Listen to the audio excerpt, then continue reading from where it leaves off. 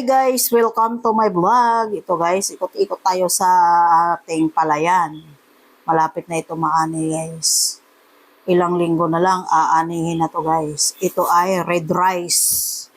Ito pala yung palayan namin sa probinsya namin guys. Ikot-ikot lang sandali, tapos uwi. Sa awa ng Diyos guys, wala siyang insekto or mga maya na nadapuan ng mga kung ano-ano. Yan guys, malapit na yan. Isang linggo na lang aanihin na guys. Ito yung ating palay.